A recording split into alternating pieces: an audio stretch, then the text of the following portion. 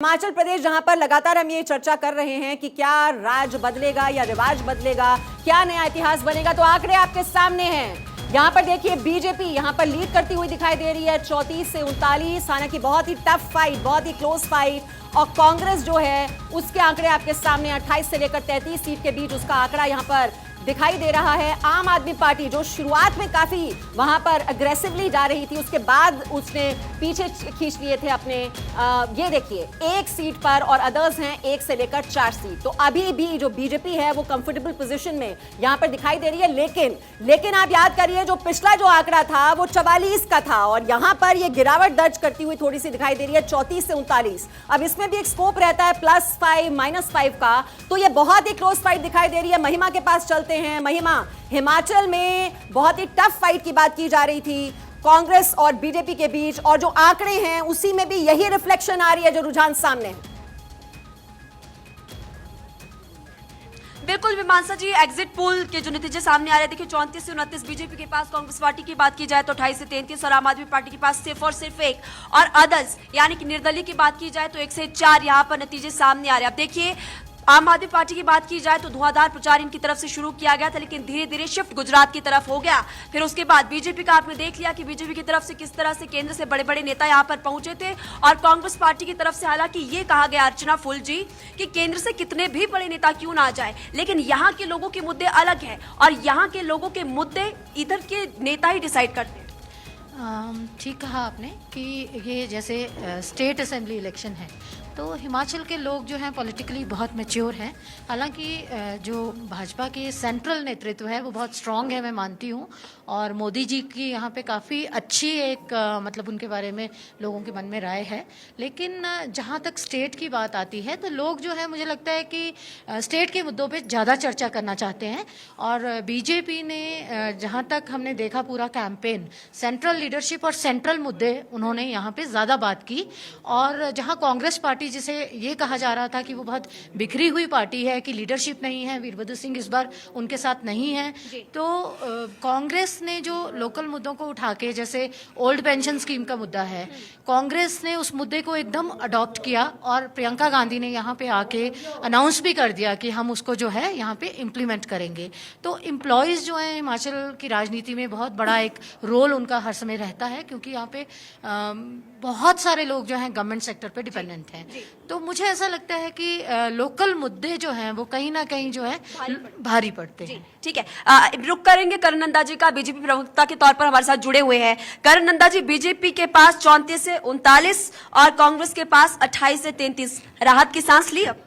बिल्कुल, देखिए 34 से ऊपर की जो सीटें हैं वो अच्छी है, और 35 के ऊपर जो है वो पूर्ण बहुमत की ओर हम बढ़ते हैं। और अभी तो ये जो है ओपिनियन पोल है, और इसके बाद जो है वो चुनावी रुझान बढ़ते ही दिखाई देंगे। तो हमें पूरी आशा है कि हम 40 के पार निकलेंगे और एक प्रचंड बहुमत के साथ सरकार बनाने जा रहे हैं। शशिकांत जी, बीजेपी तो बिल्कुल ओवर कॉन्फिडेंट नजर आ रही है। देखिए महिमा, मुझे जो लगता है कि कांटे की टक्कर इस एग्जिट पोल के हिसाब से दिखाई दे रही है, क्योंकि ये ज्यादा अंतर नहीं है और ये एग्जैक्ट नतीजे भी नहीं है। इसलिए मुझे लगता है कि ये अगर ये एग्जिट पोल सही है तो भी मुकाबला बहुत कड़ा है, और उसमें क्या नतीजे आएंगे फाइनली वो देखने वाली बात होगी। लेकिन कुल मिलाकर अगर ये ऐसी स्थिति रही तो मुझे 98 याद रहा है, 1998, अर्चना को भी याद होगा, 1998 में कुछ इसी तरह की स्थिति पैदा हो गई थी, और बहुत ही रुचिकर इलेक्शन उस समय हुआ था। और उस समय क्या हुआ था कि 65 सीटों के लिए मतदान हुआ था। मैं आपको याद दिला दूं, 65 सीटों में से भाजपा के पास उसमें 29 सीटें आई थी, और एक विधायक की मृत्यु हो गई थी उसी दिन जिस दिन उसने शपथ ग्रहण समारोह था। तो 28 का आंकड़ा भाजपा के पास था, और कांग्रेस के पास 32 का आंकड़ा था। और हिमाचल विकास कांग्रेस के विधायकों के साथ मिलकर बीजेपी 3 विधायक थे हिमाचल विकास कांग्रेस के पास, तो 31 पे पहुंच रही थी, और एक निर्दलीय, उनका समर्थन जिस भी पार्टी को मिलता उसकी सरकार बन रही थी। तो बहुत ही रुचिकर स्थिति उसमें पैदा हुई थी। और नरेंद्र मोदी प्रधानमंत्री आज हैं, लेकिन उसमें हिमाचल के प्रभारी थे। बहुत ही नाटकीय घटनाक्रम लोगों ने उसमें हिमाचल की राजनीति में देखे थे। तो अगर जो आंकड़े एग्जिट पोल के अब आज हम दिखा रहे हैं, मुझे लगता है ये बिल्कुल, क्योंकि एग्जिट पोल बिल्कुल सटीक हो सकता है लेकिन बिल्कुल पूरा सही नहीं हो सकता कि एक एक सीट का हम कहें कि वही आकलन आएगा। तो अगर ये स्थिति है तो मुझे लगता है कि 1998 की राजनीति हिमाचल में फिर से रिपीट ना हो। बाकी कटवाल साहब हमारे साथ हैं, बीजेपी के विधायक हैं और आईएएस रह चुके हैं, एक प्रशासनिक अनुभव इनको रहा है। 1998 में ये अधिकारी के तौर पर ये सारा नाटकीय घटनाक्रम देख चुके हैं। तो इस एग्जिट पोल के हिसाब से मुझे लगता है कटवाल साहब की राय भी जान लेते हैं कि कटवाल साहब का क्या आकलन है कि जो इस तरह के एग्जिट पोल आएंगे तो क्या ये क्लियर मेजॉरिटी बीजेपी को मिलेगी या उसके बाद कांग्रेस भी कांटे की टक्कर में इन्हें बिल्कुल नजर आ रही है, तो क्या स्थिति पैदा होगी? धन्यवाद। ये जो एग्जिट पोल के आंकड़े हैं 34 से 39 बीजेपी को और 28 से 33 के बीच में कांग्रेस, और कुछ एक छुटपुट आपको भी दे रहे हैं कुछ ऐसी सीटें। तो मेरा ये मानना है कि जो इंडिकेशन है चुनाव की और बहुमत की इंडिकेशन बीजेपी के पक्ष में है, और जो जब चुनाव होता है और जब बहुमत की तरफ बढ़ रही होती है तो जो पार्टी आगे हो उसकी तरफ ज़्यादा चांसेस होते हैं। तो कटवाल साहब को पूरी उम्मीद है कि भाजपा पूर्ण बहुमत हासिल करेगी। तो कटवाल साहब, आपको लगता है आपने इतनी उम्मीद की थी कि कांग्रेस भी इस आंकड़े को छू लेगी और कांग्रेस लगभग बीजेपी के मुकाबले में खड़ी नजर आ रही है, क्या आपने ये अंदाजा लगाया था जब चुनाव हो रहे थे? शुरू में ऐसे होता है कि मुद्दा खड़ा करने की बात आई, आपने ओपीएस का मुद्दा, उसके ऊपर चर्चा हुई, कांग्रेस ने भी कोशिश करनी थी और लोगों ने भी कोशिश करनी थी, इंडिपेंडेंट भी कोशिश कर रहे हैं। हर एक व्यक्ति सोचता है कि अपना जो इलेक्शन का जो मोमेंट है उसको बनाया जाए, परंतु इतना जरूर था कि ये मुद्दा विहीन इलेक्शन था, वैसा नहीं था।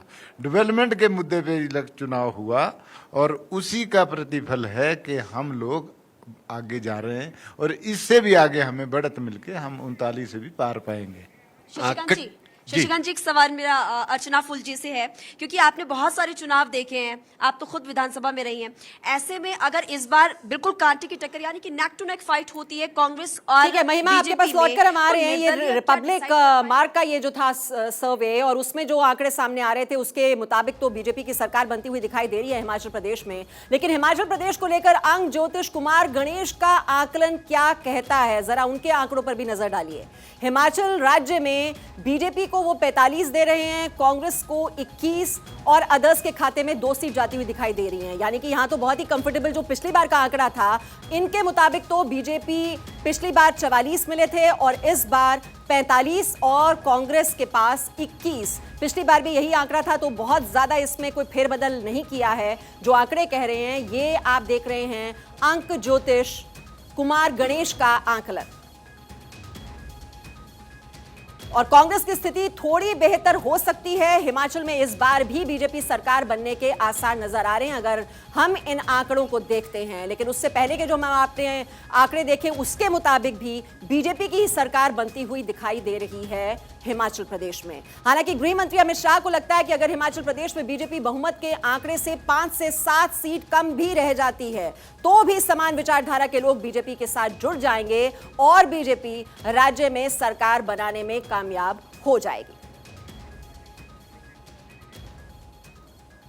और आप देख रहे हैं ये जो आकलन है, आप देख रहे हैं कि पहले हमने रिपब्लिक का आकलन आपको दिखाया और उसके मुताबिक तो आप देख रहे हैं कि वहां पर बीजेपी की सरकार बनती हुई दिखाई दे रही है। ज्योति कुमार सिंह हमारे साथ हैं, कांग्रेस के प्रवक्ता। ज्योति जी, अब हिमाचल प्रदेश के बारे में बता दीजिए, ये जो हम आंकड़े दिखा रहे हैं आप क्या इनसे संतुष्ट हैं? यहाँ पर बहुत ही क्लोज फाइट है बीजेपी और कांग्रेस के बीच।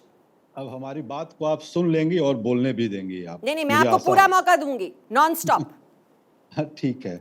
हिमाचल में जो मुद्दे थे, जो मुद्दे उठाए गए और बनाए गए, वो लोकल मुद्दे थे और कांग्रेस पार्टी ने ही वो मुद्दों को सेट किया और उसी पर सारी पार्टियां इलेक्शन लड़ी है। नंबर 1।